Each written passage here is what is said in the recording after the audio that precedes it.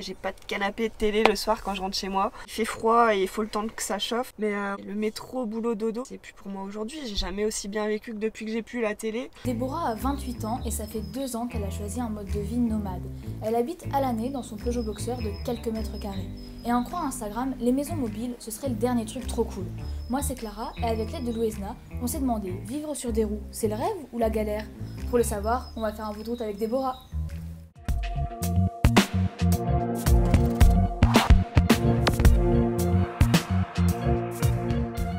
Déborah est saisonnière itinérante. À l'automne, elle fait les vendanges. En hiver, elle travaille dans les stations de sport d'hiver. Et le reste de l'année, elle voyage.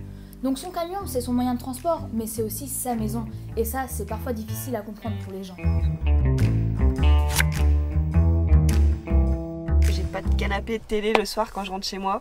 Il fait froid et il faut le temps que ça chauffe. J'ai quand même de quoi me faire à manger. J'ai du gaz, j'ai l'eau plus ou moins courante. Souvent les gens, ils tiquent en fait et ils savent plus quoi dire derrière. Ça va, t'as pas froid, t'es bien.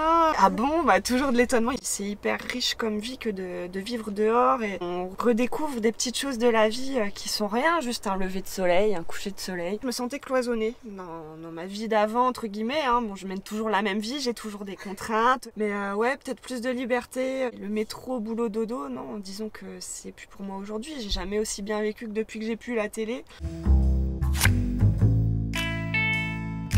1500 €, t'en as. J'ai jamais fait le calcul. Je pense que je paye quand même moins cher que dans un appartement. Après, ça dépend à quel rythme aussi on bouge. Bah oui, parce que si on roule beaucoup, bonjour la facture de carburant. Il n'y a pas de chiffre sur le nombre de personnes qui vivent en camion ou autre habitat nomade.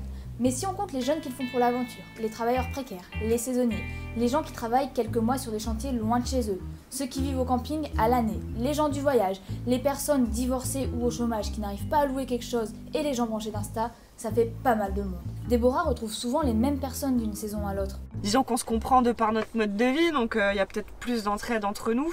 Bon, faut pas se mentir, vivre dans un camion aménagé, c'est pas facile tous les jours. Déborah devait par exemple passer cet hiver au Maroc, mais un problème au berceau moteur l'a retenue dans le nord. Autre galère, ne pas avoir d'adresse fixe.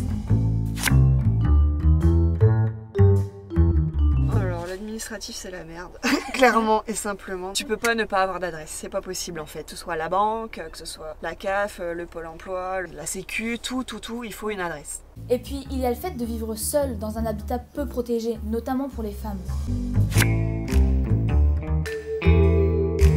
Quand t'es une nana, vaut mieux avoir un, voire plusieurs chiens. La raison c'est pas juste pour protéger, bien évidemment, mais c'est vachement rassurant. J'ai rien de valeur en soi, mais j'ai quand même toute ma vie. Et oui, car vivre dans un camion peut parfois prêter à confusion, surtout quand on est une fille. Un jour qu'elle était en panne, Déborah a eu une proposition étrange d'un camionneur qui s'était arrêté. Les prostituées, elles sont des petits camions blancs, donc il m'a pris pour une prostituée. Et puis il y a les complications administratives. Avec les réglementations à destination des gens du voyage, ça devient de plus en plus difficile de trouver des terrains où se poser avec un point d'eau, par exemple. Pour couronner le tout, les autorités font la chasse aux camions aménagés de façon trop artisanale. Là, il passe un nouveau contrôle technique, une nouvelle loi sur les contrôles techniques. Et si tu veux, ils durcissent. Ça veut dire qu'ils sont en train d'essayer de mettre à la casse tous nos vieux boui-boui, quoi. Seul moyen d'y échapper, présenter un certificat de conformité pour l'installation de l'électricité, du gaz et du diesel.